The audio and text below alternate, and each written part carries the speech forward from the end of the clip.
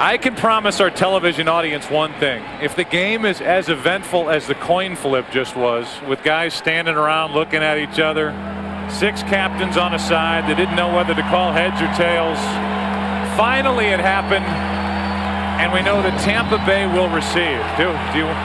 Which end? Do we want the wind? We want the wind. So everybody switched places. Utter confusion reigned. And the end result is the Tampa Bay Buccaneers, who check into this game 5th in the NFL in total offense. John Gruden and those steely blue eyes will be staring at that offense here early. He's a world champion. Wasn't wearing his ring. He's got 3 boys. He said, if I wear it a lot, it's going to end up in the lizard cage back at home. Aaron Stecker. Might this be, no. But a great return by Stecker out to midfield. McBurrows finally forced him out. Special teams, such a big part of football these days, and a good start for Tampa Bay. And you're going to see the wedge, Aaron Stecker getting in behind it, and then he gets lost. And there's a big pile of people right there, but nobody actually is able to come in and get their arms around Stecker. Stecker's able to find the crease there on that left side and turns it into a big gain. He had history on his back that he was carrying with him all the way down the sideline. 1,595 returns now without a touchdown in Tampa Bay franchise history. They start with it on the ground. This is Pittman, and that's a 5-yard gain. Brad Johnson is now up and over 20,000 yards in his career, and last week 61 pass attempts. He's also brought down one time, so 62 overall pass plays, and that's the most ever by a John Gruden coach team, whether it's Gruden as offensive coordinator in Philly or head coach at Oakland or Tampa Bay. 2nd and 5. Pittman again. Full head of steam, and Pittman is brought down right at the 40. It's a first down for the Tampa Bay Buccaneers. 2 plays, 10 yards, and we look at this offensive line, and Troy, I ask you, is this offensive line good enough to get this team back to the Super Bowl? Well, they're going to be better than the group they had last year, but yet still, John Gruden told us yesterday it's an offensive line that still has a lot of improvement ahead of them. He's still trying to filter his own people through this system, trying to get his guys around him, and he's making do with this offensive line. Alstott now in the backfield. And our first throw of the day. Johnson is hit as he let it go. Had McCardell wide open. But Johnson ends up on his back. Patrick Kearney was there to throw him backward. And we look at the defense for Atlanta. They play a 3-4, and a big reason why some teams are going to the 3-4, it's hard to find that rushing defensive end. Patrick Kearney we highlight. The linebackers and Chris, they tried to get bigger and more physical in their secondary over the offseason to match up against these Tampa Bay wide receivers. Yeah, and you're going to see a lot of pressure on these corners for the Falcons. They leave these guys in man coverage a lot. 2nd down and 10. Blitz coming. The offensive line picks it up, and the pass is incomplete. Dilger, the tight end, the intended receiver. One of the things that the Falcons did the last time they played the Bucs, and quite frankly they got blown out down in Tampa Bay, was their plan was to let the receivers catch the football and then come up and make the tackle. Well, they said that didn't work very well. So in this one, they're going to try and take away Brad Johnson's underneath routes, force him to hold the ball, and try and work down the field a little more.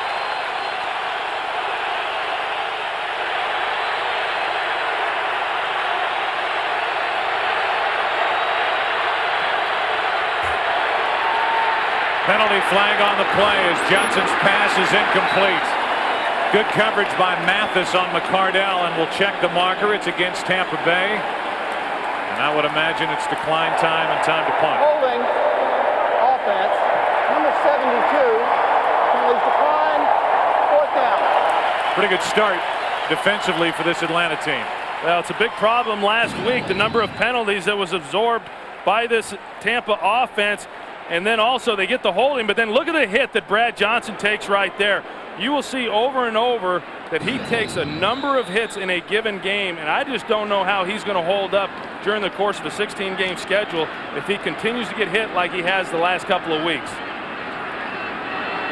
Tom Tupa for the punt.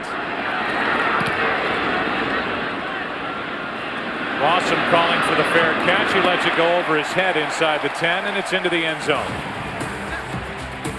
Starting from their 20, that's where this Atlanta offense will go to work here in the first.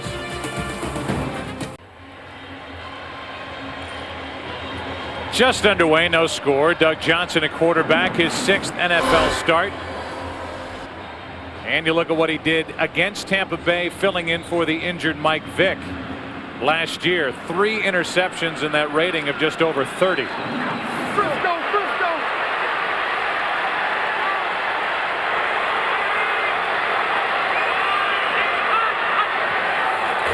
They're going to run, and that's their old friend Dunn.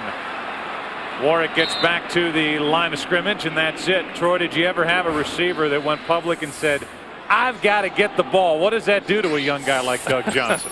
Well, I've had a few over the years. Of course, Michael Irvin was never shy about wanting the ball, but it can take a quarterback out of his rhythm. Doug Johnson did, however, tell us that he's going to read his reads. He's going to get the ball to where it's supposed to go, and he's not going to try forcing the ball into Peerless Price. I know I did it to Troy in the opening on camera, so, you know, just keep that tradition alive. Well, while you look at Peerless Price, realize their tight end, Algie Crumpler, is as big a primary target for Doug Johnson as Price is. Dantzler is in the lineup, and the handoff is to Dunn, and he loses one. And defensively, Chris Collinsworth, it doesn't get any better than this group. No, it really doesn't, especially Simeon Rice coming around that corner. You know, you want to go run, according to the Atlanta Falcons, but you run, and now it's 3rd down and 11, so Doug Johnson's going to have to drop back here and throw the ball, and watch these guys gear up on that defensive line now. Falcons are 0 for 12 on 3rd and more than 7 this season. They bring one extra man. Johnson is trying to set up a screen, does, and it goes nowhere. Warwick Dunn again. And they started at the 20, and the drive stalls at the 20. Yeah, and the fans are already getting a little patient with the offense just after the first series. But when you play a team like Tampa Bay, you have to be extremely patient. We saw them run the ball in the first 2 downs, did not get anything out of it. They come back with the screen, and Doug Johnson is going to be very patient, and he's not going to force things. And if they have to punt, they're going to do so and rely on that defense. So they'll be relying on Chris Moore a lot today. He's the punter, and it's a beauty. Tim Wansley is waiting deep for it. Wansley's got a chance. Good return. He gets it out to the 45, and for the second time, the Buccaneers start with it with terrific field position. No score here in Atlanta. Run as the Falcons will try to do today, but already a meeting between Doug Johnson and Dan Reeves as Mike Vick is on the sideline. Last year, though, Buccaneer defense shut Vick down. He rushed 7 times for a total of 10 yards, and they sacked him 4 times. Tampa Bay took care of Atlanta last year by a combined score of 54-16 as the handoff is to Pittman. And it's well played, a gain of 2. Boy, Keith Brooking came up and made a big stop right there. Brooking's one of those guys, they say, you always know when training camp starts because every year he's in the first fist fight in training camp. He got so bad in college, as a matter of fact, they didn't even let him stand on the sideline when they threw him out of practice. They made him go to the locker room because he'd end up in a fist fight on the sideline after being thrown out of practice. Just doesn't look like that kind of guy with that headshot there. Mild-mannered, but only when taking pictures. 2nd down and 9 over the middle. McCardell wide open, 1st down at the 40.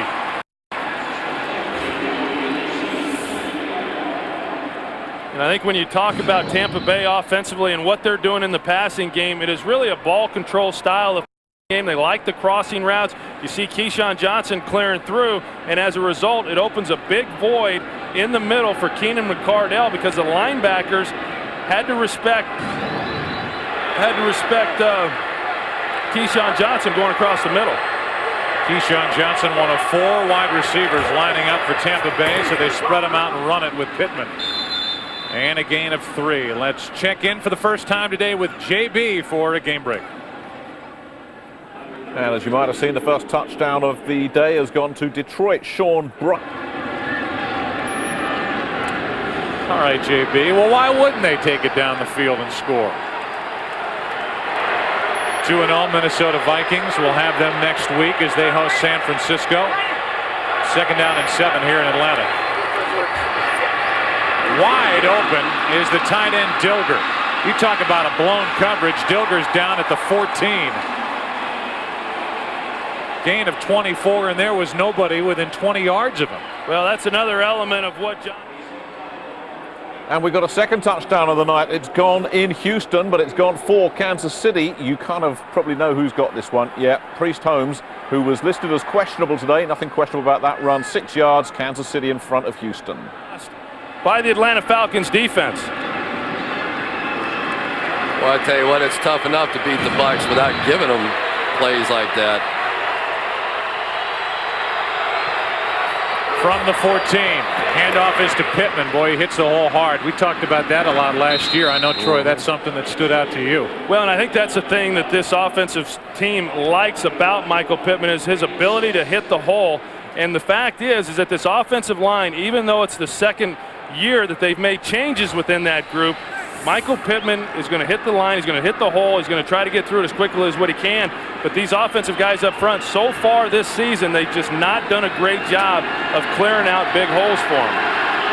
2nd and 6.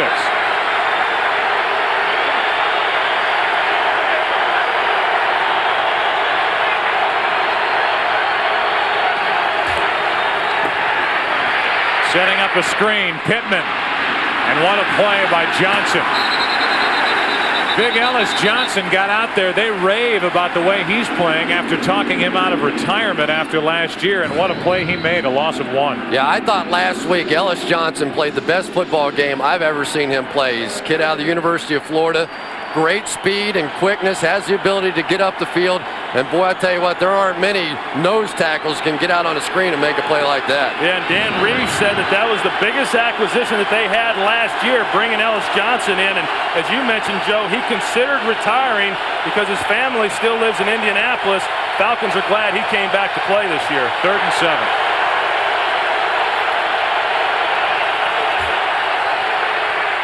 Over the middle, pass complete. Short of a first down. McCardell with another catch, and Carpenter brought him down immediately. And on comes the nervous field goal unit for the Tampa Bay Buccaneers. Well, yeah, they had their problems last week, clearly. And if they were able to get just one of those through the uprights, they win the game. And Gramatica, you wonder, they've made some changes. They've got John Wade, who took Colsey Coleman's spot at the left guard position, trying to solidify that offensive line. Anything but routine, a 24-yard try. Good snap, good hold, good kick. And everybody in Tampa, Florida going, why? Why can they do that and make it look so easy, and they couldn't hit an extra point last week? Awfully subdued, isn't he? 3-0 Tampa Bay. That's the little guy, the old Buck. 3-0, Tampa Bay on top.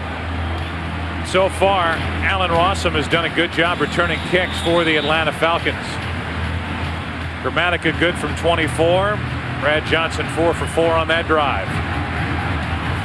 And a squib kick off Kozlowski. It's lateral to Rossum, or actually Dantzler, Woody Dantzler.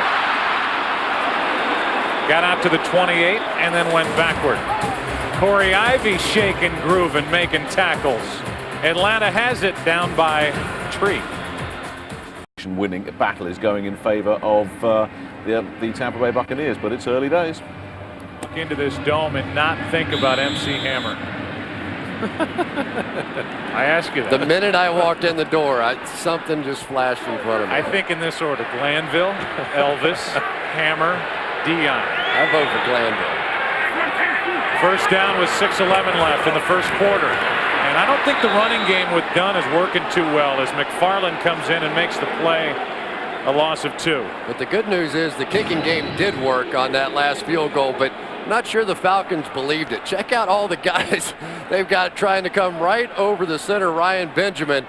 They're going to make sure those guys had all that corrected this week. They're ripe for a fake, Troy. They're ripe for a fake. Everybody's loading up on one side. Yeah, they are. They are. But right now, if John Gruden, if he starts missing a couple more of them, I can guarantee you they're going to start running some fakes. 2nd down and 12. Might be time to put it in the air. It might be time to put it in the air. A gain of 3, and that'll bring up 3rd down and 9. And this crowd has seen enough already. Well, and one of the tough things, Joe, is that last week Atlanta offensively converted 1 out of 11 third down opportunities. And so when you do run the ball on 1st and 2nd down and you don't get much out of it, and then you come up on 3rd and 9, it makes it extremely difficult on your quarterback, your offensive line, and those receivers to be able to convert this. If you're looking at this all day long, you're not going to score points. Time to put it in the air. Johnson is going to run, and he's not going to make it. He is in a sandwich between Spires and Brooks. A gain of 4, and Johnson won't last long if he's going to take hits like that. No, and the reason for that being is Derek Brooks reacts about as well as anybody in the game of football. You're going to see him right here. He starts working to his left. He's trying to read Doug Johnson's eyes. As soon as Doug starts running up down the field, here comes Derek Brooks, and his closing speed is absolutely amazing for a linebacker. Tell you what, that was a kidney shot on Doug Johnson there by Greg Spires. Moore from Chris Moore. Line drive punt. Wansley with a fair catch. You know, they say linebackers read an offense like a quarterback reads a defense. Nobody does it better than Derek Brooks. He was there waiting. Spires up his back, and another punt from Atlanta. Das Boot here in Atlanta. Mike Vick's either got to get those shorts shortened or those jeans lengthened. Everybody's talking about the broken fibula right above the right ankle for Vick. They thought maybe October 13th on a Monday night against St. Louis. Now they're thinking more like the 19th against New Orleans, but it's anybody's guess as to when he's coming back. 1st down for Tampa Bay, and a quick throw. Pittman was lined up wide to the left, and he gets to the 30. Brooking was there for the stop, a gain of only 2. Patrick Kearney working on the outside against Kenyatta Walker, trying to get their hands up and make a little progress. Kenyatta Walker's going to have his hands full all day long against Patrick Kearney. He is a guy that has great speed, great quickness. This is a small defensive front for the Falcons, but they can all move. He's literally going to have his hands full. He likes to get his hands up, and Kearney does not like it. A little spin from Pittman, a gain of 1, and it's 3rd and long coming up for Tampa Bay. Take a look again at Kenyatta Walker. One of the things that he does is he gets his hands up high. He was criticized last week in the game against Carolina. The officials are going to be looking for this. In fact, talking to Patrick Kearney yesterday, he said that's the way that Kenyatta has played against him each time that they've battled against one another. Because Kenyatta's a big guy, he always leads with the hands to the headgear. 3rd and 7.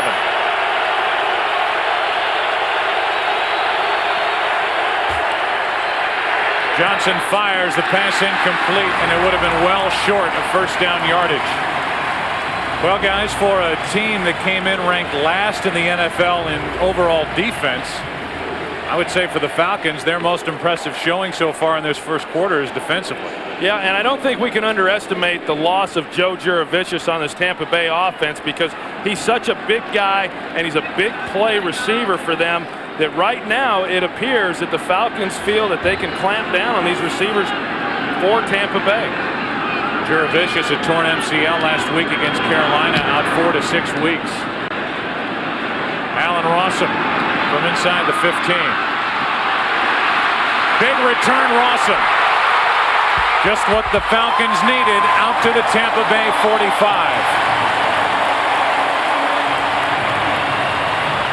Boy, just a classic case of out-kicking your coverage. A great punt. But the problem is it was 55 yards down the field, and you're giving it to Allen Rossum, one of the best return men in the NFL. Had a big day last week, 5 for 74. And you give that much real estate to a guy with that sort of quickness, you're going to pay the price. So right now the Falcons' boring game plan may just be paying a dividend. Well, now they're able to get great field position on this drive, going to Tampa Bay's 45-yard line, which is a big part of this game for them, is trying to establish the field position game. Handoff is to the fullback Griffith. One of their better running plays, 5 yards for Griffith. And we look ahead to next week. It's a Fox NFL Sunday doubleheader beginning with America's #1 pregame show. First, the 49ers take on the Vikings, two good teams in the NFC. And then you've got the Cowboys taking on the Jets. Bill Parcells back to the New York area, or other regional action. Coverage begins at noon Eastern, 9 a.m. Pacific. The biggest stories are in the NFC, and the NFC is conveniently on Fox. Second down and 5, Dunn.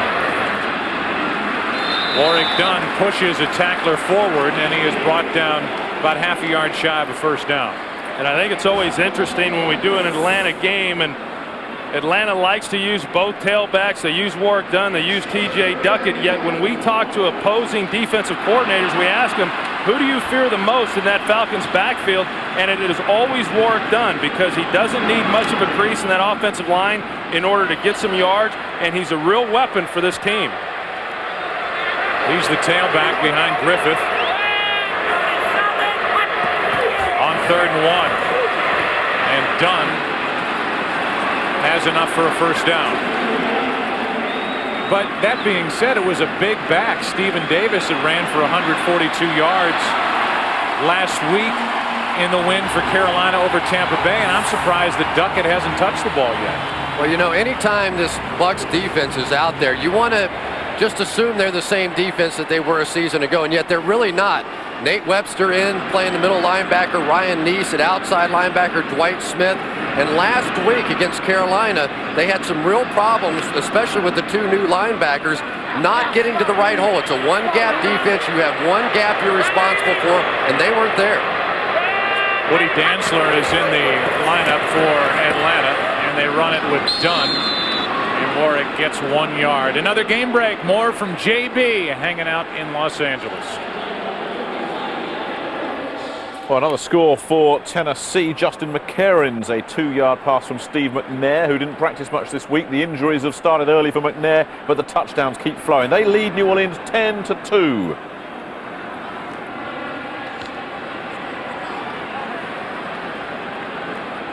Well, some people are gifted in looking ahead at games, and I just happen to be one of those guys. I'll flat out say it right now. MC Hammer. Quarter here in Atlanta. Falcons on a charge, but right now they trail by 3. The NFL on Fox will continue after this. That is Flying Fox, the camera that is suspended overhead, and we just went in for a little pit stop at the end of the first quarter. They need a better pit crew. They didn't turn that very fast. Huh? Either you get it done, Troy, or you don't get it done. And that's flat out getting it done, Aikman. I guess so. We'll see. We'll see if it stays suspended the rest of the day. Thing looks a little cockeyed going back up there, doesn't it? Looks like they didn't put a wheel on. Well, with that firmly secured overhead, down below, 2nd and 9. Blitz coming. Falcons pick it up, and Johnson overthrows his receiver. Lynch with an interception. McCord was open. Johnson overshoots him. And it's the first turnover of the day. 4th pick thrown by Doug Johnson this season. Joe, you had it right. Quentin McCord was wide open down the middle of the field. And when Doug Johnson has made mistakes, he's made mistakes throwing high over the middle of the field, and that always equals danger. But he's got a shot at McCord for a touchdown. Actually, John Lynch is not going to be able to make that play, but because of the high throw, Lynch lays out and makes a great grab, but that should have been an easy completion for a touchdown. And if Doug Johnson does something wrong, in my opinion, he tries to load up on too many throws. You know, when you get a guy that wide open in this league and you've got a sure touchdown, get him the football. You know, he really tried to just gun that thing in there, and it sailed on him like it does a lot of times.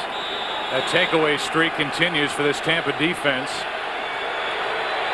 And Doug Johnson turned what could have been 7 for Atlanta into an interception, and the Buccaneers take over. Crowd trying to get into it as Pittman. A run out to the 6, a gain of 3. And that's a good job there by this Tampa offensive line, being able to, when the defense knows you're going to run the football, and still be able to hand the ball off to Pittman and pick up 3-4 yards. That's a really nice job.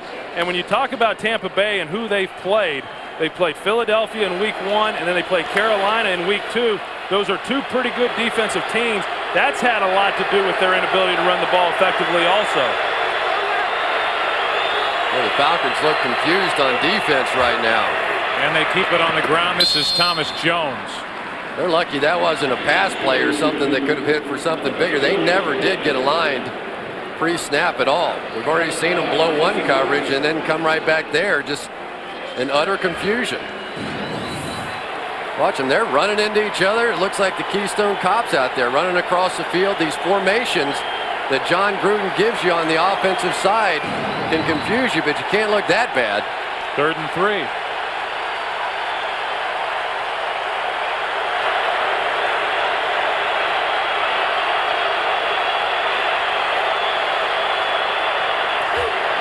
A blitz picked up by Tampa, and with a penalty flag down on the play, McCardell with a first down catch. But the penalties against Tampa Bay. They might have caught Kenyatta with one of those hands to the face. Personal foul, grasping the face mask. Offense, number 76. Half the distance to the goal. 3rd down. Well, they get the new center, John Wade, but guys, you can be sure that Patrick Kearney went to this officiating crew and said, you watch Kenyatta Walker, because he does a lot of what Wade's about to do all game. Yeah, and they're watching the whole crew, and you're right. Patrick Kearney and this defensive staff for the Atlanta Falcons, they did go to the officials, warned them about it, and so you can bet that that umpire, who's got as good a view as anybody in the house, is going to be watching it very closely. 3rd and 8. The pass nearly picked off. Carpenter stepped in front of Johnson, and it's time for a Buccaneer punt.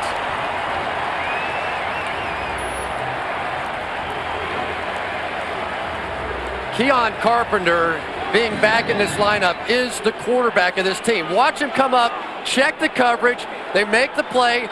Now you're going to see the route come inside, and Carpenter's going to come up and make the play. Not only did he get him in the right coverage, but then he comes up and makes a huge play, going to get the ball back for this offense. Yeah, but he's got to be able to make that catch, Chris, and get the interception. They've dropped too many opportunities already here in the first 3 weeks of the season. Tupa from the back of the end zone. This one off the side of his foot. And Rossum with a fair catch. He had Mathis blocking Smith, and Rossum was disappointed that he called for a fair catch. And you can bet Carpenter and the Falcons disappointed that that wasn't a pick. Chris. All right. You're welcome, Troy. From the 49 of the Buccaneers. Play action pass. Johnson airs it out. Price, the intended receiver. Penalty flag and an incomplete pass. A lot of hand play going down the sideline. Rondé Barber on the coverage. Well, that's the first opportunity that they've given to Peerless Price. They felt coming into this game they could do some double moves and get some shots down the field. That's the first one we've seen so far, and it's going to be pass interference on Rondé Barber. Pass interference. Defense. Number 20. Automatic first down. You're going to see Peerless Price running the route on your left side of the screen. He runs an out and up. Rondé Barber bites just enough to give Doug Johnson a chance, and he gets a hand on him a little bit, and if he's not able to do that, Peerless Price might have been able to come down with that one. I never got those kind of gifts for Christmas. It's not a whole lot out of the defensive back. Give me a break. I could have been a contender. Jersey. Come on. That's a 30-yard penalty. From the 19. This is Duckett, his first touch of the day, and there is that big back. And that big back is continuing to motor. Gain of 3. Well, they go with Duckett. They've given the ball to Warwick Dunn 7 times in the running game. He's only gotten 6 yards, so now they're coming back with the big back and T.J. Duckett, and he's a guy who can move piles. I mean, he's not going to fit through the tight creases, but because of his size, at 254 pounds, he's able to start moving these people a little bit, and that's what they're looking for. I think if you look at right now what has happened with Atlanta with the kicking game and then with the pass interference, they have had good field position, and they need to take advantage of it. 2nd down and 7, a toss to Diesel. That's what they called him in Michigan State. He gets it to the 15. Yeah, and I don't think that's the way you attack Tampa Bay, going sideways with a 254-pound running back. I mean, all these guys along the defensive line of the Bucs, they can run every bit as fast as T.J. Duckett can. So if there's going to be a way to attack it, it's more of the line of what Carolina did last week, trying to double team in there against Anthony McFarland, try and move the pile, get up on the linebackers. That's the way you're going to beat this team running the ball. There's Sapp puffing and puffing. He said, doesn't it look like when Duckett carries the ball, he's just stomping? Well, he's picked up 4 yards on this possession, and it's 3rd and 6. Play clock nearly expired. God. Off his back foot, Ferris with a circus catch, but he's brought down short of 1st down yardage. Yeah, he's brought down short of 1st down yardage, Joe, because again, Doug Johnson was not able to get the ball into his hands with him, giving him the ability to run with it after the catch. He had to lay out, loses his balance once he comes down with it, and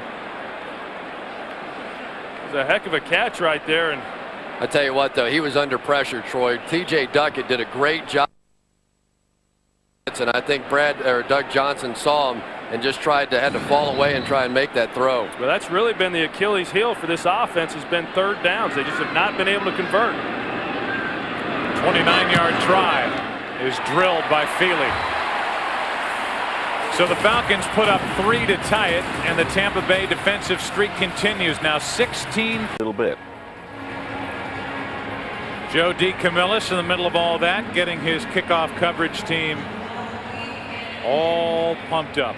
And there's Monty Kiffin, who is the person in charge of this defense. And when John Gruden, who's known as an offensive coach, came in, he wanted to make sure that Kiffin, who with Tony Dungy helped put this Tampa Bay defense together, was still going to be around. And it's been a good combination and a good friendship that's been forged between Gruden and Monty Kiffin. Well, it really has, and that was the best thing that John Gruden did when he got this job, was keep that defense intact and keep the defensive coordinator and Monty Kiffin, because these guys have been playing at an awfully high level for about 6 or 7 years. And you know, Troy, there's really 2 head coaches on every NFL team, the guy in charge of the defense and the guy in charge of the offense, so they are a perfect match. Feely kicks it away, and Aaron Stecker takes it. Stecker is down at the 19. Chris, you said it, I think, early on, right about the end of the 1st quarter. If you're Dan Reeves and you're in this game and you don't have Mike Vick, you got to be happy with right now sitting in a 3-3 game. Absolutely. I think this is exactly the kind of game that he was looking for out of this bunch. And it really is beginning to remind me a little bit of the Carolina game. Now, certainly they're not running the football, Troy, the way Carolina did, but they're right there in it, and their defense is playing well. Well, that's the thing. The big key for Atlanta is they have got to be able to keep the score down, and they've got to be able to have good field position. And so far, both of those things have happened. Penalty flag on the play, and this is tipped and nearly intercepted, and now another flag comes in. Buchanan was working on Keyshawn Johnson, and this one is against Atlanta. Holding defense, number 54, 5-yard penalty, automatic 1st down. They call Chris Draft, the linebacker, for a defensive hold. Chris Draft is a very good coverage linebacker, a lot of speed, smart guy. They call him Coach because he knows all the assignments out there. That time Coach did a little holding, trying to help his cause. 1st down from the 24. Gone. It is gone, and it's in the hands of Pittman. He's forced down at the 30 by Brookings. You know, I think you watch Brad Johnson play the quarterback position, and I think a lot of young quarterbacks could learn a lot from watching how he plays. watch him and learn, because he really has a great understanding of what it takes to play that position at a high level. Not an overly talented guy, does not have a great arm, but he's got a great grasp of this offense and does a tremendous job of avoiding the sacks and getting the ball into the hands of his playmakers. Still learning, he says, under John Gruden. As Pittman hits the pile, pushes it to the 32, a gain of only 2. And Kenyatta Walker comes away without his helmet. Maybe old Patrick Kearney got a little payback. Well, that was going to be a battle all day long, no question. These two guys, they made no bones about it. They don't like each other. And Patrick Kearney, he said he is furious about the way that this defense has been playing through the first 2 weeks. And he knows he's got a battle. He expects a lot of hands to the face by Kenyatta Walker. And he's ready to rush the passer all afternoon. 3rd and 2.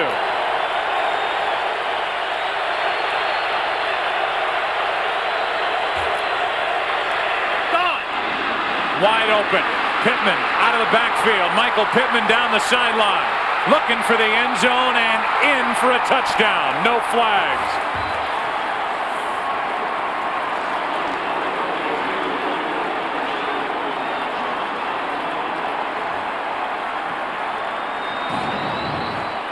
I just think John Gruden is so good at creating mismatches. Here you've got Michael Pittman, and Brookings is the guy who's trying to cover him.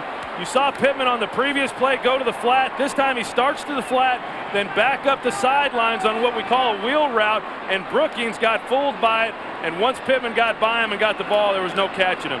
I tell you, it's a great read right there by Brad Johnson, though, to recognize the man coverage and to recognize the mismatch, that you knew at that point you were going to have a linebacker playing on Pittman.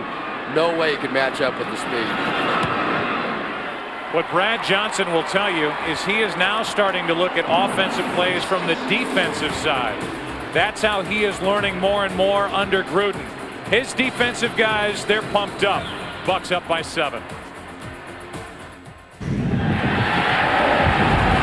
Watching NFL football on Sky Sports. The Georgia Dome, first game here, 1992. He played in the Super Bowl here. I did, yeah, following the '93 season. A little quiet around here as the Tampa Bay Buccaneers. Brad Johnson just completed a ball for a 68-yard touchdown catch and run by Michael Pittman. And that little tug of war in the middle part of the field ended quickly with that. Now Gramatica kicks it away. And Allen Rossum takes it for Atlanta. Rossum out to the 29. Brought down eventually by Corey Ivy. Return of 24 yards. Let's go back to the touchdown. I think the Falcons may have tipped their hand just a little bit by creeping up here. They now know man coverage out here on the outside. Remember, it was just 3rd and 2. So Brookings is out there thinking, well, they're just going to try and go out in the flat. So he goes underneath that little pick route there and just gets buried. There's no way he's going to catch up. Yeah, that was one of the keys, Chris. Keyshawn Johnson, he's going to run the slant route, and the whole idea behind that is to make Brookings go underneath and keep him from going over the top. And once Brookings had to avoid that by going underneath Keyshawn, then Michael Pittman was able to get the advantage over the top. So it's not a pick, but it has the same effect. Exactly. A first down carry, and this is Griffith, the fullback. He loses yardage all the way back to the 25, a loss of 4. I mean, there was no chance of blocking Warren Sapp on that play. He was 4 yards back in the backfield. Now maybe you made a mistake every once in a while, but you can't allow him just to come right through your backfield and make a play like that. This offensive line has got to strap it up a little bit, especially if they think they're going to run the ball all day against these guys. You see Roberto Garza, he has taken over at left guard for Travis Claridge. And he was the one manhandled by Warren Sapp. 2nd down and 14. And a quick throw to Crumpler, the big tight end. Lowers his shoulder and gets it out to the 46. So while the Crumpler celebrates a first down, Houston are celebrating a touchdown. David Carr looking for Andre Johnson from 43 yards out. He gets him as well. Nice catch, nice throw, 7 apiece in Houston. It's in there, fit one in a pretty tight void. He fit it in between a linebacker and a corner, and he threw it up high where only Algie could bring it down. Fearless Price still has not touched the ball. Play action. Johnson dumps it off. There's Crumpler with those great hands. Penalty flag. Penalty flag back in the area of Doug Johnson. And it is a personal foul, roughing the passer against the Buccaneers and Dwight Smith, his first year at safety.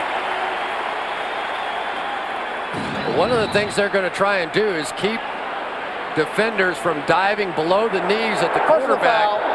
Roughing the passer. But Troy, I mean, when you're coming out on a bootleg type action. Below the knee hit, 15-yard penalty added to the end of the run. First down. When you're coming out on a bootleg-like action, I don't know what a defender is supposed to do. You've got to come up and make the tackle. They just say hit him up high. Will put a quarterback in a skirt back there because they don't let him get touched.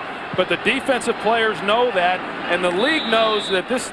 I mean, look, we're playing without Michael Vick as it is. We know the impact that that's made not only for the Falcons but for this league, and they just don't want to see quarterbacks go down. Well, if that's the rule, that's a bad rule right there. If that guy's coming outside the pocket, no way. There's Price's first catch of the day. So you say they tell him hit him high, but you can't hit him too high because you can't hit him up around the helmet. Well, you've got a defensive back coming out there and trying to make a tackle. What if it's Dante Culpepper?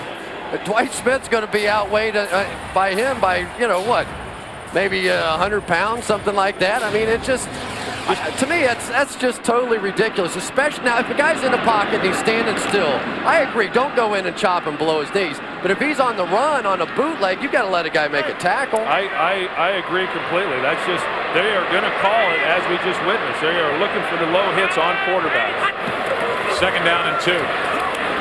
Incomplete. And there's really only one question left, and that is, Troy, what kind of skirt should they put the quarterback in? Like a tartan plaid, or why not? Huh? Like a tartan plaid? I don't even know what a skirt. You know, I mean, what kind of knowledge do you have on skirts? I'm just going to ease out of this. I'm going to stand down here. Y'all go ahead and finish that conversation. But that's the kind of stuff that ticks you off, Troy, every time we do a game, and I can understand. You're a guy that stood back there and got pounded game after game, and the rules have changed, and I think putting words in your mouth, sometimes not for the betterment of the game. I agree. I just think, hey, let the guys play. Johnson over the middle. Crumpler, incomplete. The throw a little high, and even with those great hands, Algie Crumpler couldn't come down with it. And that's just not something you're going to see a lot of from Algie Crumpler. Has the best hands on the team, actually. I mean, you talk to all these guys, Doug Johnson, Dan Reeves, it doesn't matter. They rave about his ability to catch the football, makes miraculous catches in practice. That was a big drop there. Instead of a first down at the 10, it's time for a field goal try of 44 yards by Jay Feely. He is hit from 29. And he has pushed it from 44.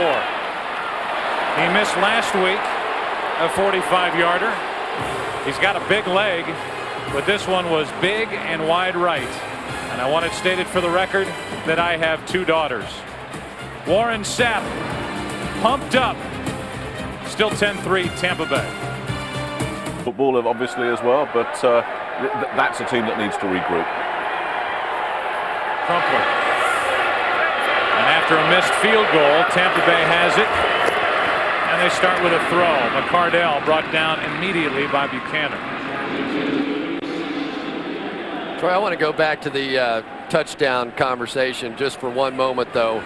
I thought you made a great point about Keyshawn Johnson coming in on that pick play. The temptation, even when you've been around the game as long as Keyshawn is, when you see it, you know, what gets set up so perfectly is to throw a little flipper out there, you know, to just brush the guy, and all of a sudden here comes the flag. Keyshawn did just enough. He forced him to redirect and then got out of the way so they couldn't call a pick, and that's why they were able to get the touchdown. Second down and 6. Pittman already has a touchdown catch today. Gets it to the 42, a gain of 4. Let's go down to Atlanta's own Pam Oliver. Hey, thanks a lot, Joe. Interesting comparison in the styles of the two quarterbacks, Doug Johnson and the injured Michael Vick.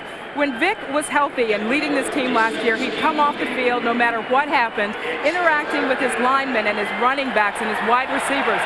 Not so with Doug Johnson, who really kind of comes off the field, goes his own way, no communication between all of the players. Vick, who's sitting on the bench, is drawing more attention from the players in the game than the quarterback who's playing in the game. Back to you. Warren Sapp is in. And on 3rd down and 2, a throw off his back foot, lofting it. And with Dilger the closest one to it, incomplete. Yeah, Brad just throwing that ball away. And to follow up on what Pam said, you know, quarterbacks handle things a little bit differently. There are some quarterbacks that like to come over on the bench, sit down until they go back out onto the field.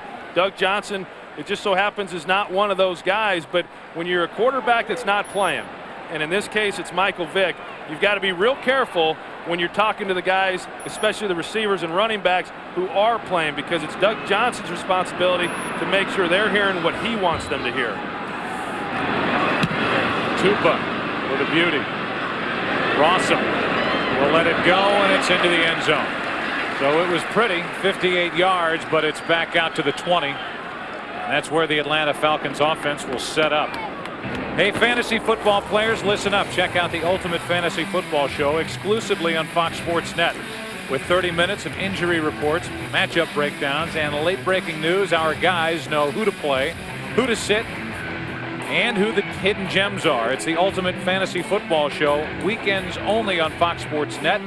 Log on to foxsports.com for the times in your area. So now it's Brad Johnson with a baseball hat on, sitting on the bench. Troy circles Peerless Price on 1st down. Johnson hit as he throws, and it's intercepted. That's Smith. A floating pass for Algie Crumpler, and Dwight Smith was on the other end of it.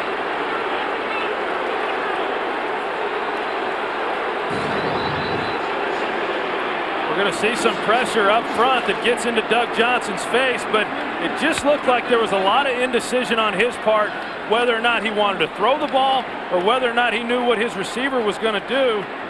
It looked like Brooks might have gotten a hand on that. That would explain it. But Doug Johnson told us yesterday, Chris, that the one thing that he did not want to do is start throwing the ball down the field and creating turnovers. Once again, though, the speed of Derek Brooks. You know, there aren't many linebackers that would have had the speed to have gotten to that quarterback to cause the deflection or at least the hesitation on the part of the quarterback. That's why he was the MVP on the defensive side last year.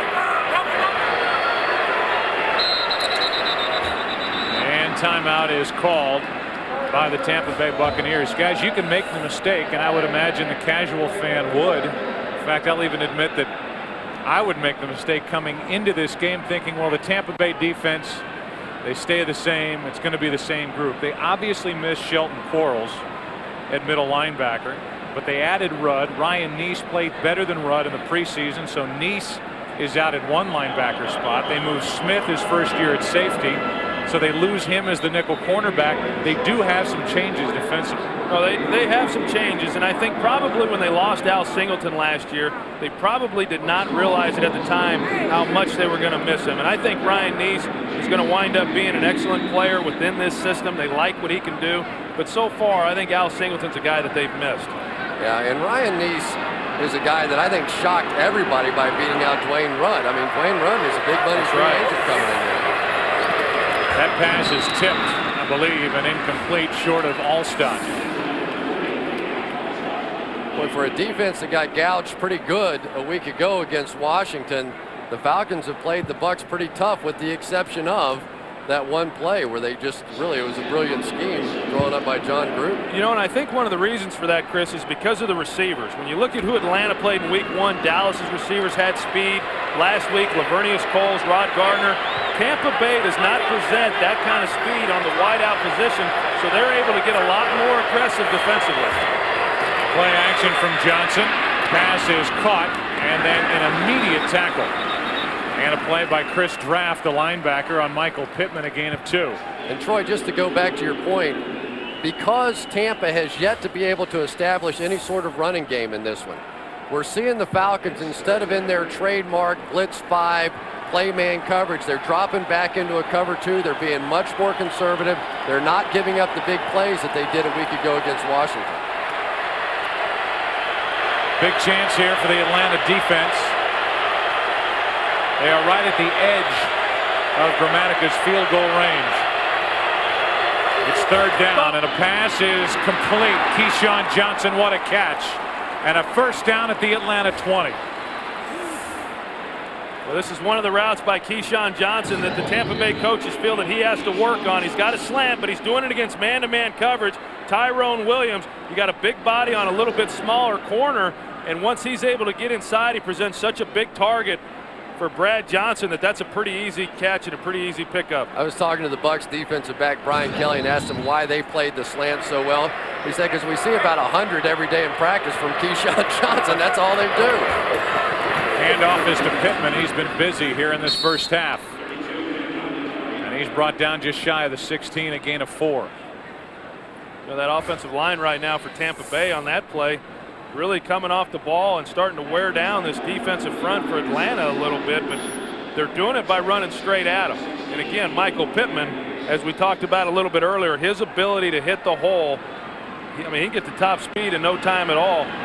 Real effective on that last play. You know, and the other thing, if the Falcons don't hold here and at least make it a 10-point game, they're going to have to come out in the second half and start throwing the ball. Then Simeon and Warren, Sapp, and those guys are going to be coming after Falcons quarterback. And it's tee-off time on Doug Johnson. Brad Johnson throws it to an empty spot. In fact, so empty it's about 10 yards out of bounds. Well, intentional grounding. Brad Johnson well within the pocket. You got to get outside the tackle box in order to be able to throw it away. But Brad Johnson, as you're going to see, just drops straight back. He gets pressure immediately. Does a great job of just unloading it and not taking the sack. But yet he's clearly within the tackle box. And you know, Brad Johnson has only been sacked one time, and that's one reason why. I mean, he's not afraid to unload it and live to fight another down. Ellis Johnson making another nice play, getting pressure all day.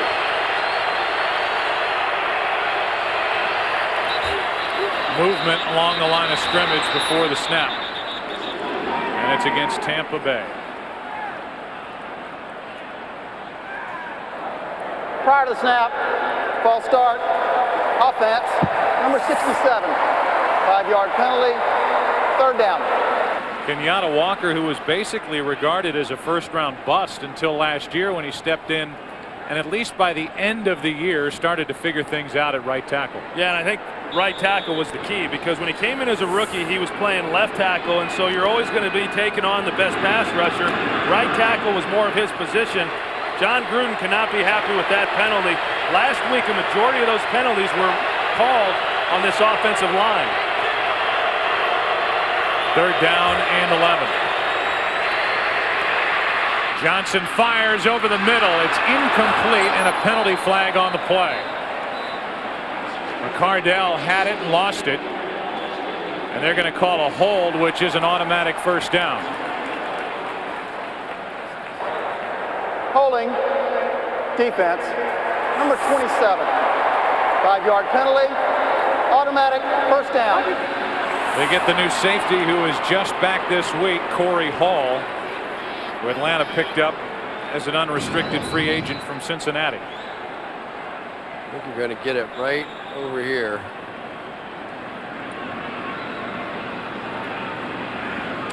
I know Atlanta was looking forward to getting their safeties back. As you mentioned, Joe, Corey Hall missed the first 2 games. Keon Carpenter last week. They thought that this was the first game they'd have all their guys back there to play. Pittman right up the middle. And Pittman spins his way down to the 6. An 11-yard run by Michael Pittman. Boy, that really hurts when you end up in a long yardage situation and you can turn around and hand the football off and pick up a first down. I mean, basically, John Gruden there looked like he was willing to go ahead and take the field goal, take the 10-point lead, and you allow him to gouge you up there and pick up a first down. There are only 2 minutes remaining in this first half. 2-minute warning. Tampa Bay moving in again, up by 7.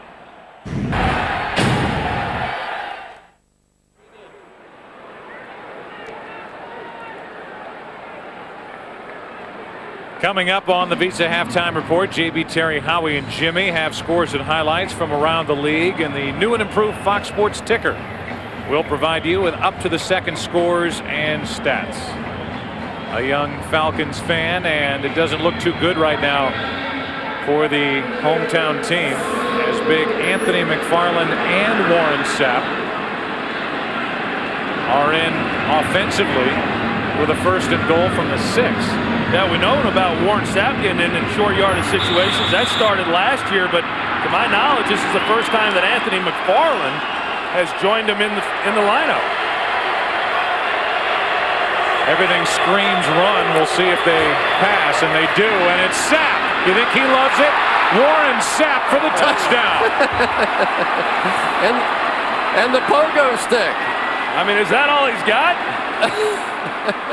He had to have known all week they were going to run this play when they got down there in that situation, and that's all he's got?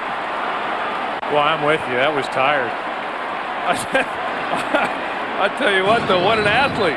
What an athlete for a defensive tackle to be able to come out on a pass route. You're going to see him right here, Warren Sapp, 99, and then catch the ball. And that's pretty nice.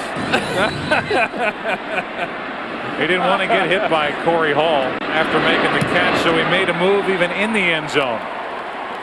And it's now 17-3, Tampa Bay on top here in Atlanta with 1:55 remaining. He's in the tight end position, but I don't know how you lose Warren Sapp. Well, Brady Smith is the one who gets his hands on him. I can't fault Brady Smith for not. How could you guys not like that? That's classic. I tell you what was funny yesterday, though, was when you came in and you said something about, it looks like you put on a few pounds there. He took his Pittsburgh Penguins sweater, immediately rips it right off to show you his physique, and then all of a sudden the phone started to ring. And he says, oh, excuse me a minute, and he pulls out this pink phone. And not a one of us in the room said anything. That's when you know you're bad. If you can pull out a pink phone and nobody's going to make fun of you. Well, if he had pulled the pink phone out prior to taking the shirt off, I might have said something. But when he took the I was a little intimidated. I mean, this guy, I don't know. I mean, he's got some guns on him now. Do you realize, though, that he was a letterman in high school in all the sports, including track? And he was a tight end. He was a punter in high school. One of the two of you said he's a great athlete. There's no doubt. This is a tremendous, tremendous athlete. He really is. He really is. I don't know that. I mean, people know obviously that he can rush the passer. He's got great speed, great quickness. But yeah, who would have thought that he could go out on a route, catch the ball the way that he has? Tremendous athlete. Oh my goodness! I can't wait to hear the story the next time we see him. Well, the Falcons need to make some noise here before half, and it's Allen Rossum trying to put him into good field position. He's knocked out at the 28. Let's go back to October 22nd, 1995. Rookie year. Those old uniforms and an interception of a Jeff George pass. He returns it 5 yards for the touchdown. He adds a sack. It's kind of his coming out party. Back in October of 95, lead blocker is a fullback on an Eric Rett touchdown run. And what a lot of teams have done is they've taken what Tampa's done, and in particular Warren Sapp. You saw 6 collegiate defensive tackles drafted in the first round this past draft. And it's a trend, because of the presence of a guy like Warren Sapp. With a push, he gets up the middle. Flushing a quarterback out of the pocket. This time he is held out, and Peerless Price makes the reception. Brought down at the 39. You know, I thought it was interesting when we talked to Warren Sapp yesterday and we asked him, what's it going to be like now that you've got the bullseye on your back as defending Super Bowl champs? And he said, hey, defensively, we've always had the bullseye on our back. We've always set the standard. Buccaneers show blitz, and they come. Nice pickup by Dunn. And the pass is caught. Now dropped by Crumpler. He had it in his hands, took a hit, and couldn't hang on. But what a job by Warwick Dunn to pick up the blitzing Tampa Bay defender. Boy, and it's so great to see a guy as small as Dunn is be be able to use his quickness and come in there and make that play. Now, this should have been a home run. Anytime you get that number of people blitzing and you've got Simeon Rice running down the field in coverage, that has to be a home run. You have to win that battle, and just barely knocking it away from him at the end of that play, or else Algie Crumpler could have crawled in. Tim Wansley, an extra defensive back, is the one who made that glancing blow to knock it away, and now with 1:20 left in the half. They dump it off to Dunn. He has blocking in front of him, and the former Buccaneer gets it out to midfield with another first down. Yeah, and that's a big first. Meanwhile, in Houston, another touchdown. You know who. Yeah, it's Priest Holmes once again. He's already got one from 6 yards. Here in the last few seconds of the first half, he puts it in from 5 yards, turning the corner. No ill effects from that so-called injury. 14-0 Kansas City. And now they can start thinking about trying to get points themselves. You see there, 2 timeouts remaining for Atlanta. Plenty of time left with 1:10 on the clock. Fox tonight, be there when America's top comedians team up to headline the 55th annual Primetime Emmy Awards, plus special tributes for Bob Hope and Bill Cosby. Catch it live tonight, 8 Eastern, 7 Central, right here tonight on Fox. Yeah, this really has been a game of blown opportunities, though, for the Atlanta Falcons. Algie Crumpler with the big drop on 3rd down, and then Doug Johnson missed Quentin McCord on that other play. There could have been a couple of touchdowns out of the Atlanta Falcons, but when you're playing against a defense like this, you cannot afford to miss your opportunities, and they have. Prior to this drive, Atlanta's been in Tampa territory 3 times. They've come away with 3 points. Johnson buys time. Penalty flag on the play, and Johnson is sacked back at the 40. Anthony McFarland. And again, a flag on the play. And I think that's been the difference so far, Joe, is what you just said, is that Tampa Bay's had an opportunity to get points. They've had great field position because of the returns by Allen Ross and some of the other plays that they've made. Personal foul, grasping the face mask. Defense, number 91. 15-yard penalty, automatic, first down. And they've just not been able to capitalize. And here, again, another big penalty against Tampa Bay that gives Atlanta great position now to try to get points here prior to the half. Chartrick Darby is the one that was flagged for it. Warwick Dunn was pleading for the flag, and they threw it. So now from the 35, it's first down Atlanta.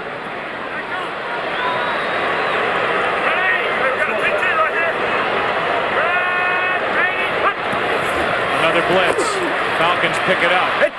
Johnson doesn't get rid of it. Now down the middle, overthrows Peerless Price, and an interception in the end zone by Dwight Smith. Again, Doug Johnson missing high. And the reason for that is because complete indecision in the pocket as to when he's going to throw the ball. The offensive line does a good job of blocking up the blitz that Tampa was bringing. Doug Johnson's got some time, but I think because of the things that have happened negatively to him in this first half, he's a little hesitant to get rid of the ball. He had a guy there, he holds it, then he tries coming late down the middle, and he really would not have been able to even get the ball into him if he had gotten the ball down. Really, that's just terrible because your offensive line does the job. They get the blitz, and he just got nervous. He got happy feet in the pocket. He didn't keep his poise, and as a result, just had another throw sail on him. That's the 3rd straight time now they've had opportunities, and they've been blown. And you just wonder if part of that is trying to force the ball into Peerless Price, which is who was the recipient of that pass if he'd been able to get it. Well, Doug Johnson is an unrestricted free agent after this year. This was a golden opportunity for him. Unfortunate for Atlanta and really the NFL that Mike Vick went down with a broken fibula. But he is really hurting his market value with the way he is playing in this chance at the start of the season. Buccaneers are already heading off the field, and we're going to have another snap. So they make the Tampa Bay players get back.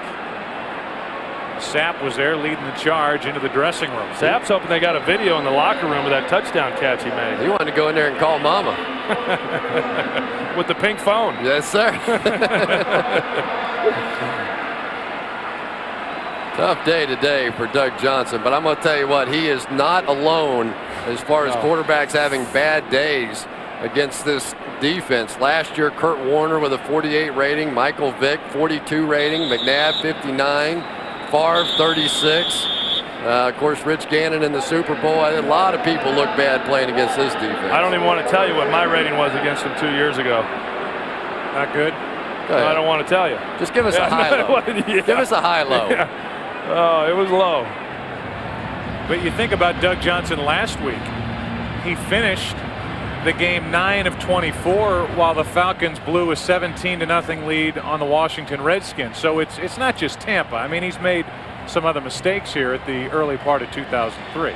No, he's been inconsistent. I mean, and this team really has paralleled his own performance. The whole team's been up and down, have not been able to put two halves together, and that's certainly been the case with Doug Johnson as well. But last week against Washington, they had 90-something yards rushing in the first half of that game. So now you can go play action. You can do some things that you can't do now in this situation where you just have to drop back and throw the ball. Now he's in a very dangerous situation. Well, you're in the situation, that you just hoped you never would get into, and the second half, I tell you, they're going to still have to be committed to some degree of running the football. Otherwise, it's going to be lights out on Doug Johnson in Atlanta. Well, right now, Atlanta's playing with the Tampa Bay Buccaneers, upset that they were leaving the field too soon to go to the dressing room. Dan Reeves and the Falcons are saying, okay, you want to get in there so quickly? How about if we use our timeouts here and you can just stand over there and wait like everybody else? Yeah, and I think that's a little bit over the top. I mean, that's what happens when they're running out the clock. Guys start going in, and they were a little premature on it, but I don't think they were showing any disrespect to the Falcons. So that's what's going on. The Falcons just spent their last time out, so this will be the final play. And now we can all head to our respective dressing rooms. You guys change your shirts, your ties, and we'll come back for the second half. And Sapp is a little ticked with the way the clock was managed at the end of that first half.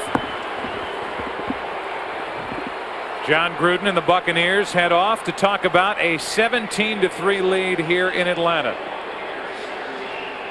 That is the end of the first half. Even I'm jumping the gun.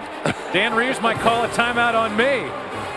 Wait till that. All right, and now it's at 0. Stay tuned for the Visa halftime report. JB, Terry, Howie, and Jimmy coming up right after these messages and a word from your local Fox station. Our Fox commentary team, Troy Aikman, Chris Collinsworth, Joe Buck, and remember to press the red button. Gruden obviously very pleased with the way things went for his team in the first half. He says that Sapp touchdown is just one of their packages, and when he has McFarland in at tight end, it's just one of their packages. It's not meant to be in any way disrespectful to the Atlanta Falcons, of which he praised. He says they're a great team. This game is far from over. Joe? All right, Pam, thanks.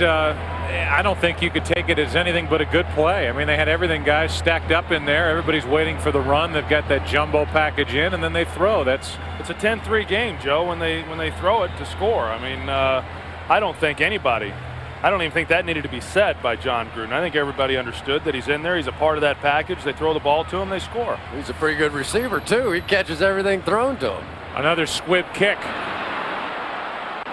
Allen Rossum crosses the 30, and that's where the Atlanta offense will begin. Well, guys, we came on the air talking about the Atlanta Falcons saying they're going to run, then they're going to run some more. They got 15 yards on the ground. They're not doing anything on the ground. Well, they should have run it some more because, like Pam said, the problems have been when they've thrown the ball. 77 yards of total offense is all they've got. And now it's time for the call to the posts because these defensive linemen for the Buccaneers are going to be coming. You get down by 2 touchdowns against these guys, it's going to be a long day for Doug Johnson right now. There you go.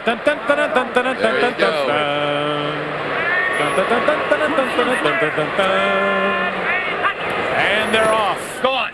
Gone. First throw is complete to Peerless Price. So they come out with a throw, and Rondé Barber forces him out after a gain of 6. Let's look at the yards. 15 on the ground for Atlanta, 41 for Tampa Bay.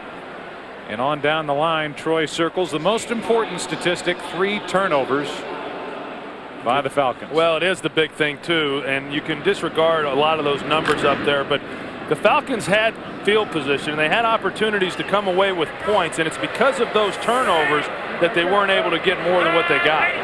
3 interceptions for Doug Johnson. This is Woody Dantzler, and he's going nowhere but backward.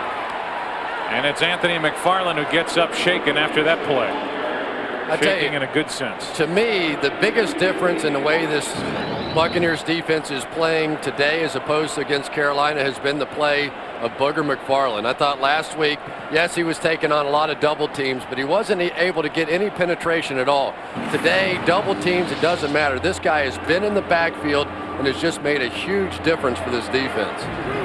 He and Chris Jenkins of the Carolina Panthers, the two hot young tackles. Jenkins in his third year, McFarland only 25. Johnson trying to set up a screen and now just flips to Dunn. He gets to the 30, maybe just across, and it's time to punt.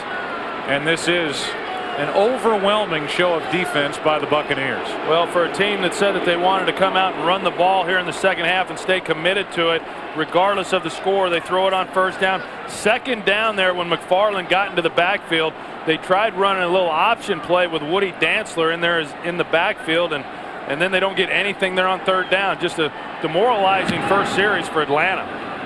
Beautiful punt by Moore, and Wansley goes back inside the 20. Tim Wansley gets it to the 30. What kind of a day has it been for Doug Johnson? Not good. A lot of indecision, 3 interceptions, and right now the Buccaneers are enjoying a 17-3 lead.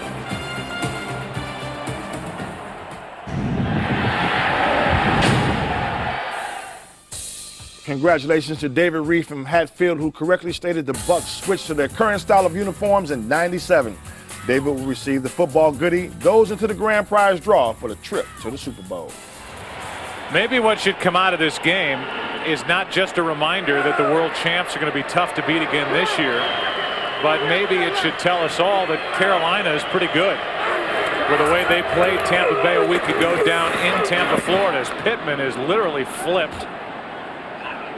And Michael picks up 4. You look at the NFC South, and Carolina's 2-0. And granted, they didn't put on any kind of an offensive explosion show against the Tampa Bay defense, but 142 yards for Stephen Davis, that's impressive.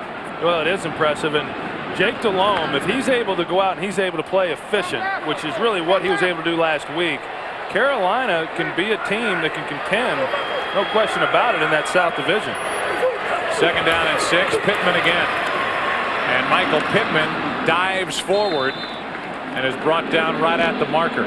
I tell you what impressed me was anytime you see a defense really go blow for blow with the Tampa Bay Buccaneers, and that defensive line is terrific. Chris Jenkins, Julius Peppers, those guys can really play with anybody. And now all of a sudden you add Stephen Davis to the mix. Their problem was they couldn't score any points a season ago. Now you add Stephen Davis to the mix, that big offensive line. They gave Tampa Bay all they wanted up front. Anthony McFarland rewarded with a contract extension. Warren Sapp is still looking for his. It's first down, Tampa Bay. And this is Jones. The ball pops out. Picked up by Atlanta. Rodgers down inside the 5. And a huge opportunity for the Atlanta Falcons to crawl back into this game. A fumble by Thomas Jones.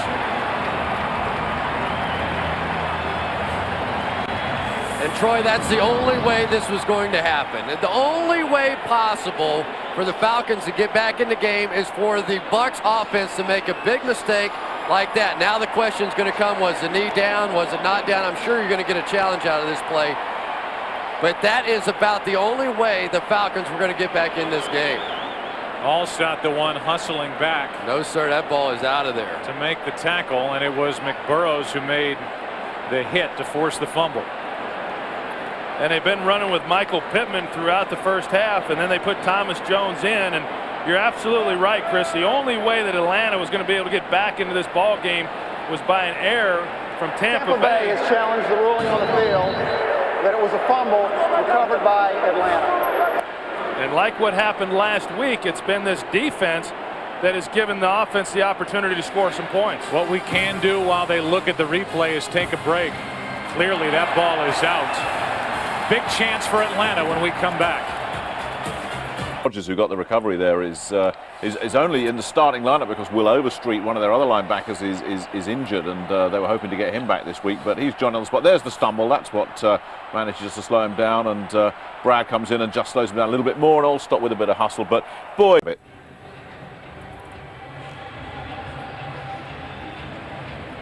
Well, we have the challenge and a couple of things. McBurrows made the hit, but it was Alstott, the Tampa Bay running back, running down the field to make the stop. Now the Atlanta offense has to score points and get a touchdown on this Tampa Bay defense. The runner lost control of the football prior to being down by contact. The ruling on the field stands. It was a fumble recovered by Atlanta. 1st and 10 Atlanta. Tampa Bay is charged with their first team timeout. And for a guy like Thomas Jones, who's trying to get a few more carries away from Michael Pittman, that's not the way you're going to get it done. I'll tell you what, you sit there, we're sitting there talking at halftime, the game's almost over. When you have a Bucs defense like this and the Falcons offense playing like they're playing, all you got to do is just not give them one. But now, Troy, this last 2 yards still a long way to go for this offense. Oh, you're absolutely right. And the Falcons have struggled running the football, and this is a long 2 yards, and it was a great play by Mike Alstott, keeping them from scoring the touchdown and giving this defense a chance to try to come out of this thing with only giving up a field goal. This Tampa Bay defense is not allowed a touchdown this season. 17+ quarters without allowing a touchdown. A tough task, done. Won't get there. He gets to the 1. And I have to think this is 4-down territory for the Falcons. I can't imagine a situation where they're going to kick a field goal, because you just can't fathom that the Falcons are going to have the ball in this position very many times. Well, you can look at Dan Reeves. I guarantee you it's 4-down territory. Griffith in the backfield with Dunn.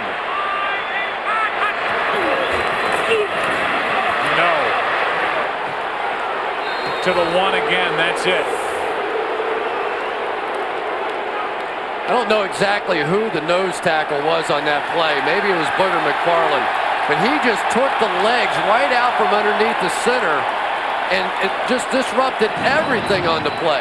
Watch the nose tackle just get right underneath the center. That's Booger McFarland. Right back in the backfield. Then Warren Sapp comes crawling through, takes out the block. And they got Woody Dantzler in at quarterback. And Duckett in a tailback. This crowd reacted when Duckett came in.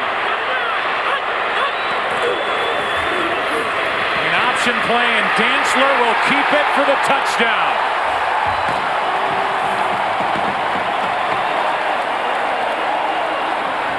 The former quarterback at Clemson has played just about every position possible in the NFL, trying to make a team. Cut late by Dallas, picked up by Atlanta. And he gets the first touchdown against the Tampa Bay defense this season. And even on this play, the last time he was in the game, they were going to run the option with him. He comes down the line. There is some pressure there. He's running into his offensive lineman, Keenan Forney, and he's very fortunate to be able to get that one in the end zone, because Tampa did a great job taking the pitch man.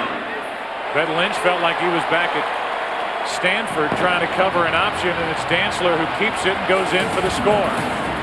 So a Thomas Jones fumble, return to the 2, and Atlanta's finally in the end zone, now down 7. The Tampa Bay Buccaneers' first touchdown allowed in the last 17+ quarters. First rushing touchdown allowed in 126 attempts. Set up by the Thomas Jones fumble and the return by Sam Rodgers. It's Dantzler into the end zone, and it's now a 7-point game. Stecker from the 3. Aaron Stecker gets it out to the 27. No doubt the key play. The fumble by Jones. Knocked out by McBurrows. Returned by Rodgers. That set up this. Dantzler on what was an option play, keeping it. And the former collegiate quarterback is in to make it 17-10. Yeah, and Woody Dantzler doing a nice job on that. What looked like it could have been a very bad play. He's able to hang on to it and still get it into the end zone because they had a lot of things covered. And Keenan Forney really made the key block, really a heads-up play on his part. So the crowd's back.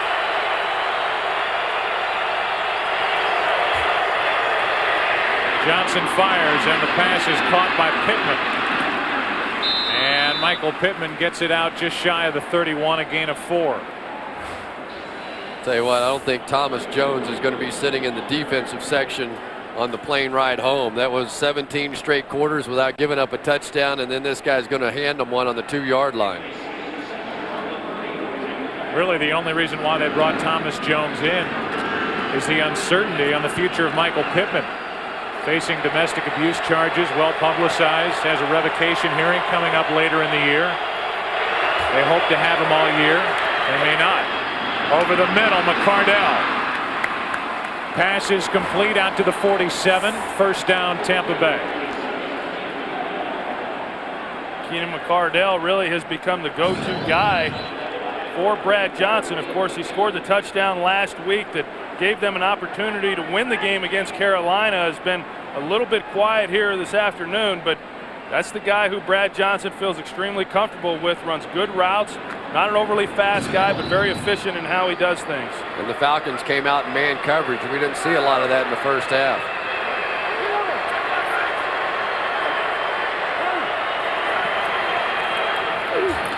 Pittman.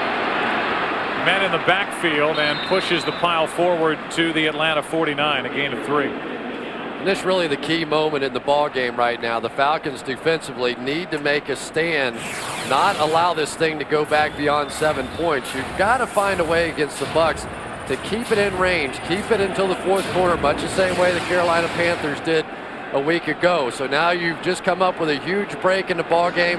Now's the time for the defense to make a stand. This has typically been a bend, don't break defense for Wade Phillips. Their season ending a year ago at Veterans Stadium in the divisional round. Second down and 7. Out of the backfield. Pittman with a juggle. I don't know how he grabbed it, pulled it into his body, but he ends up getting it inside the 49, a gain of 1. And his Tampa Bay offense is just not an offensive team that's going to create a lot of big plays. So they're very methodical in how they do things. They grind things out. Last week, that is, they had several drives that were 10, 11, 13 play drives, and that's what it's become for this offense to have success and get points. Big third down here. 3rd and 5.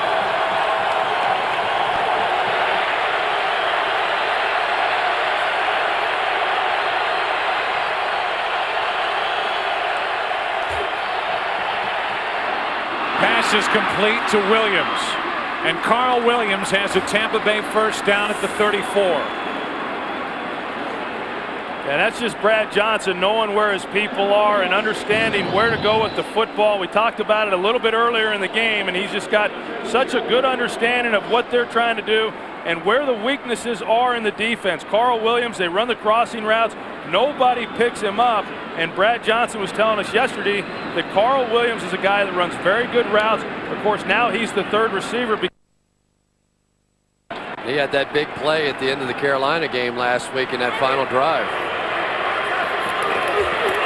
43-yard reception in that game as Alstott tries the right side. Brought down at the 31, a gain of 3. You know, that bunch formation, Troy, is just such a nightmare for teams. I'm surprised we don't see more of it around the National Football League. That time you bring motion down, and they can get to it a lot of different ways. You can motion in of it and motion out of it. And what happens is the linebackers sort of get sucked that way. They're in a zone coverage that time. There are really no receivers on the other side of the field. So they just sort of lean towards that bunch, and all of a sudden somebody comes out the back end. It's 2nd down and 7.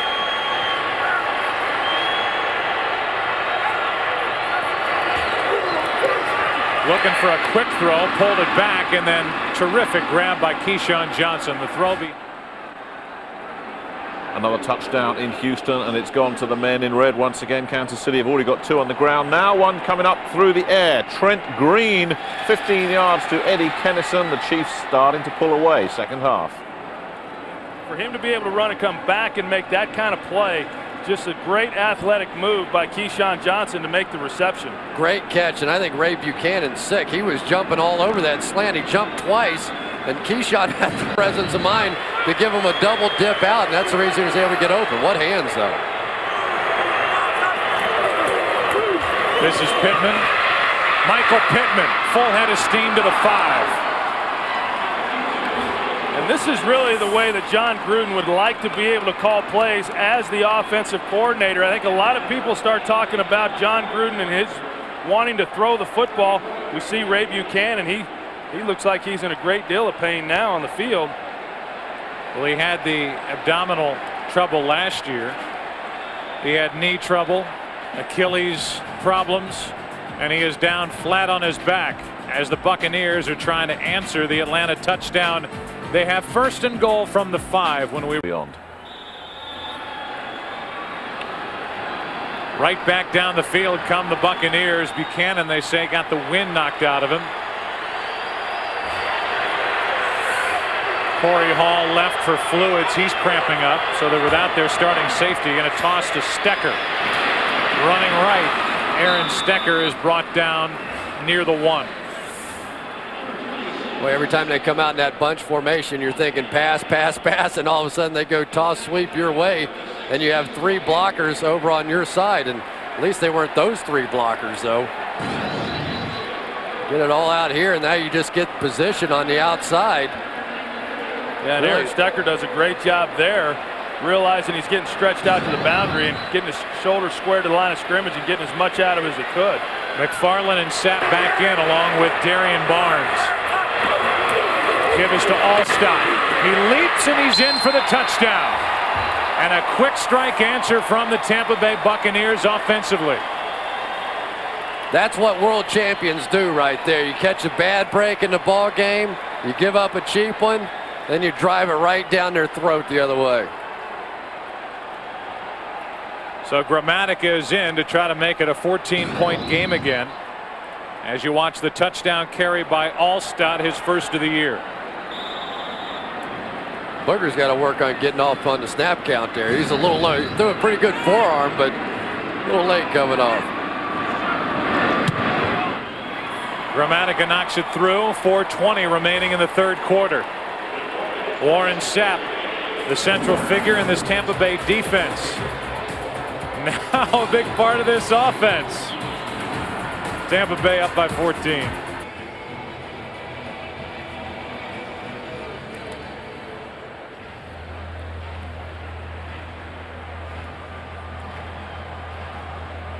It took just under 6 minutes, 10 plays, 73 yards, and Alstott in from 2 yards out. 58th career touchdown, and squibbing it to Kozlowski is Grammatica. And losing the football is Kozlowski, and the Buccaneers have recovered.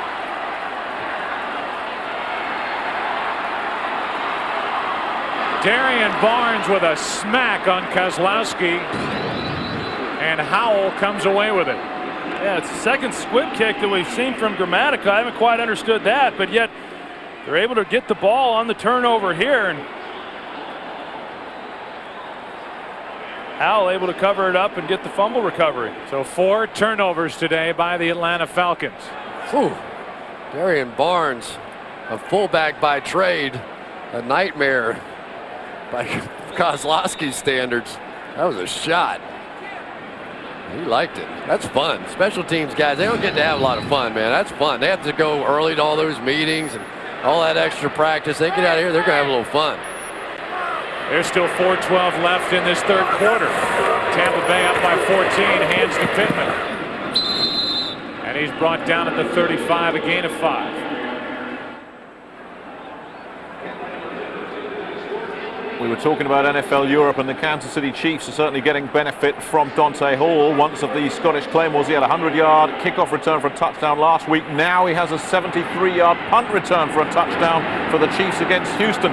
You think the Kansas City Chiefs voted against NFL Europe? I doubt it. If NFL Europe doesn't exist, this guy is probably not playing in the NFL. Chiefs running away with it.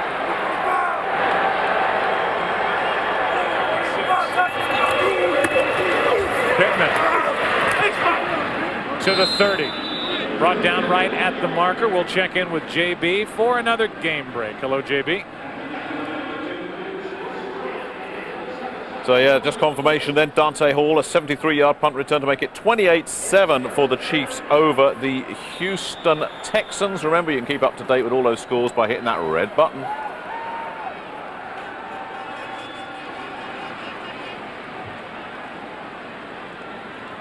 JB, I could appreciate it. I just couldn't execute it as a player. I wish I could have run like that. They're going to measure here for the first down. New Orleans Saints trying to come back in that game. They beat the Tampa Bay Buccaneers 2 times last season. And really, Aaron Brooks was the only guy that had 2 good games against this Bucs defense a season ago. Had an 81 quarterback rating the first time around and was pretty sharp in the second one as well. You see the look on Dan Reeves' face, and guys, he's not only, I'm sure, disappointed with what's going on here today, but you start looking in the weeks to come for the Atlanta Falcons, and what earlier looked like a decent schedule has changed a little bit. They're at Carolina next. They have Minnesota here, then at St. Louis. 3rd down and inches, and Alstott again brought down right at the marker. He got it to the 30, and we'll see where they spot it. The first guy to hit him was Kearney. Yeah, where they ran in to spot that. I'm not so sure he was able to pick it up. It looked like from up here he did get the first down, but when they came in to mark it with the officials, it did not look like they marked it across the line. And now you see the ball, at least the front end of it is over the line, but we'll check, and so will they.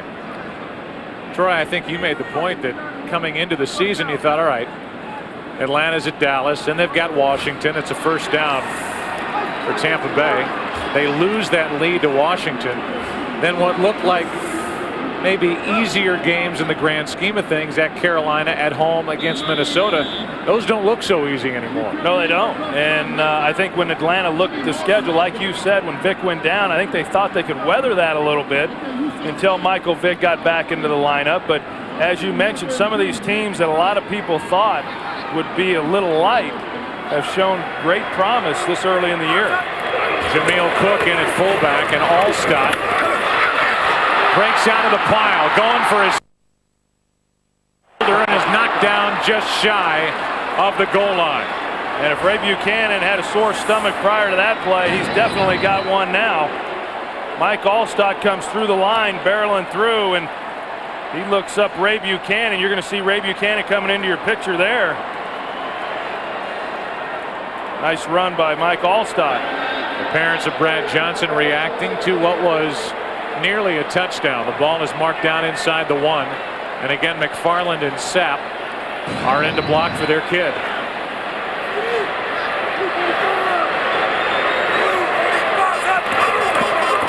Alstott. Easy pickings, another touchdown. And with 1:39 remaining in the 3rd quarter, the Buccaneers fans who made the short trip up are celebrating a fun afternoon in Atlanta. We got the pogo stick, we have the airplane now. You know, you got a lot of things going on with this Bucs team. I always thought everybody should have a closer like Mike Alstott.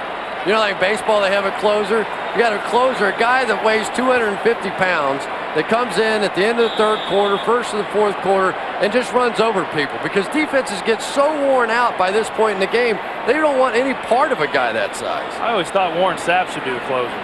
So did Warren, I'm sure. Alstott with his 2nd of the day. Warren Sapp, part of the blocking scheme, along with Anthony McFarland. They can bring in a big set down near the opponent's goal line.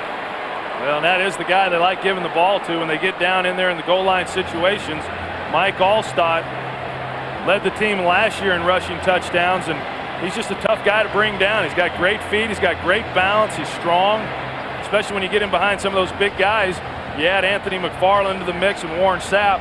That's a pretty potent group down there in that goal line offense. I wonder if they have any sumo wrestlers over there they haven't brought in. I mean, this is the biggest offensive line in captivity right now. You can't even see Brad Johnson standing behind those guys. You throw in Booger and throw in Warren Sapp, and I'm sure they'll probably bring in somebody else next week. Well, and that's really the kind of drive that John Gruden likes to see. I think a lot of people, when you think of John Gruden, you think that he's primarily a passing coach and wants to throw the ball, but I think you tend to forget what he did when he was at Oakland. There was a couple years there where they led the league in rushing, and I know that every time we've had an opportunity to visit with him, he's been very frustrated in their inability to run the football, and he knows that that's going to be a big part in allowing this team to reach their ultimate potential and maybe defend the championship. He doesn't have to be frustrated after today with the way the Buccaneers have been able to run the ball. This time, Gramatica gets under it, and Rossum takes it at the 10. Allen Rossum brought down across the 30. They'll mark him at the 32. Next week, we should have some fun in the Twin Cities. I can't talk over this. There you go. Shake it up. Stop talking.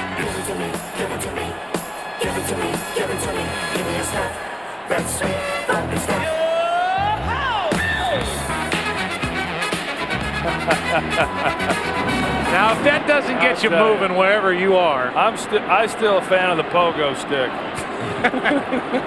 There's the matchup. Terrell Owens, Randy Moss, two guys that do not have Chris on their Christmas card list. They love it. That's next Sunday. This is Duckett. The crowd's been calling for Duckett all day, and he has had a minimal impact. He gains only 2. And I really think that the Falcons have got to make some decisions as far as what their identity is going to be. I mean, San Francisco has been successful with a 2-backfield, but it is very rare that that happens. Typically, a running back tends to hit their stride the more times they get the ball. TJ Duckett is one of those kinds of backs. Warwick Dunn is one of those kinds of backs. And it's difficult when you can't figure out who your lead guy is going to be running the ball. Well, their lead guy is sitting on the bench. That's the problem. He's not due back until the 3rd weekend of October. Johnson dumps it off to Duckett. And TJ fights forward to the 39, a gain of 5. I think, Chris, there's so much talk about Michael Vick and him not being here, and at some point you got to let it go. I mean, injuries are a part of the game. He's not on the field. He hasn't been on the field. There's a good chance he won't be on the field for another 6 or 7 weeks. Nobody knows that he's going to get back when they project that he will. And I just think it's a shame that if they're going to continually talk about when Michael Vick comes back because we can't do anything without him, then there's a lot of players who have invested a lot of time that are just giving away the season. It's 3rd down and 3. Fearless Price, only 3 catches today.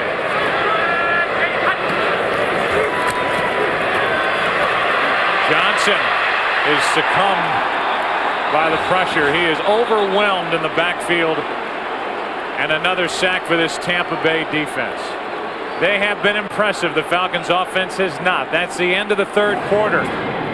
With the score 31-10, Tampa Bay on top, and they're about to get the ball back.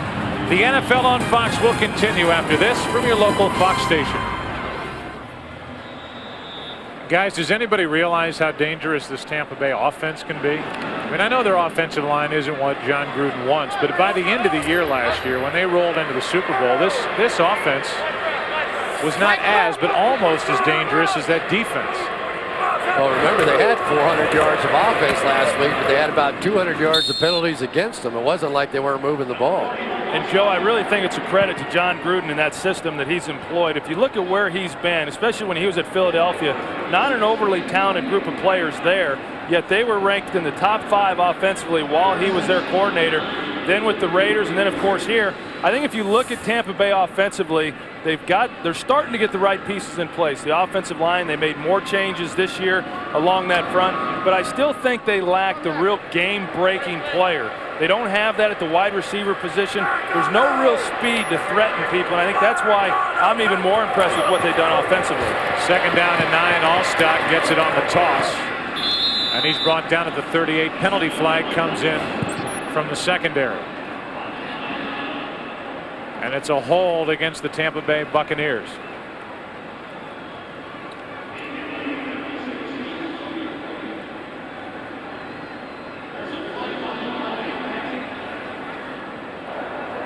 Holding. Offense. Number 88. 10-yard penalty. 2nd down. Let's go to James Brown. He's standing by with another game break. And it's been broken wide open in New England. 2 quick touchdowns for. My roommate knows more football. It is unbelievable. Spent all those days in there learning the wide receiver position, JB did. That is Pittman, and that is Travis Hall, who made the tackle immediately right at the line of scrimmage. Yeah, one of the things I thought was interesting talking with Brad Johnson yesterday was that on the last play for their offense, the touchdown pass to Keenan McCardell, he actually was trying to shake off John Gruden. It wasn't the play that he wanted to have to come back with the same type of play that the Keyshawn Johnson missed the play before that. Trust John. Just trust John. And they come back. He's wide open. For Warren.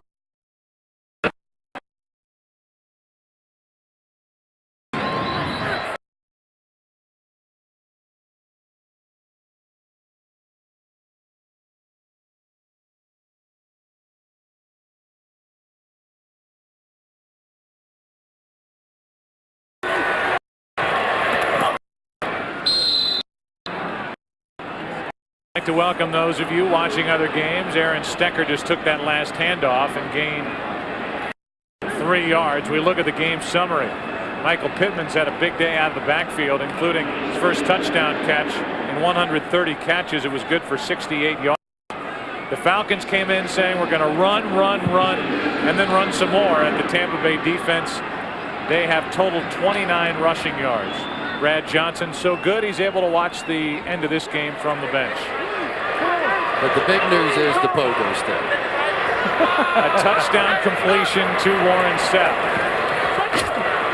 King is sacked. Ellis Johnson wraps him up. Well, you saw the stats. Why don't we look at the pick?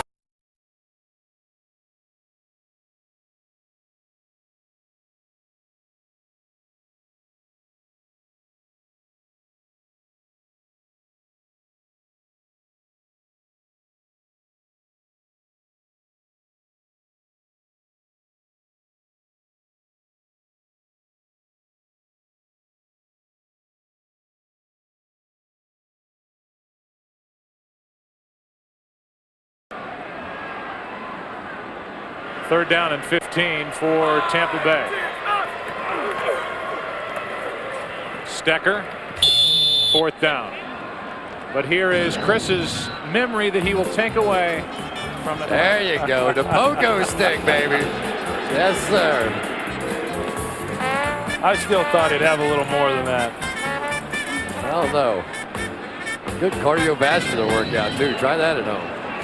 That's plyometrics, boys. He loves the game, doesn't he? I don't know how you could even remotely think about taking that personality off this team. I have to find a way to get him signed. You work on that while Tupa punts. Line drive, return coming from Rossum. And he's out to the 30-yard line and beyond. And right at the 2-minute warning. He just doesn't stop talking. He doesn't stop playing defense, and today involved on the offense. Tampa Bay up with 2 minutes to play. Coming up on the SBC postgame. Well, I'm sorry. Not in life that you've been given. TJ. Dynamic guy, you know, I mean, it really seemed to suck the life out of this organization, not just the players, but the coaches. And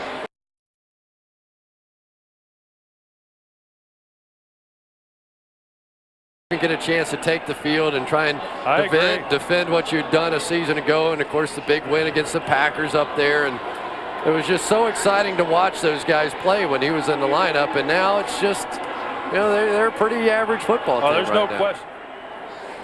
And a big congratulations to the Tampa Bay Buccaneers. They did an excellent job today on the field. Michael Vick, maybe he'll get back, but our next game is coming up. Washington Redskins.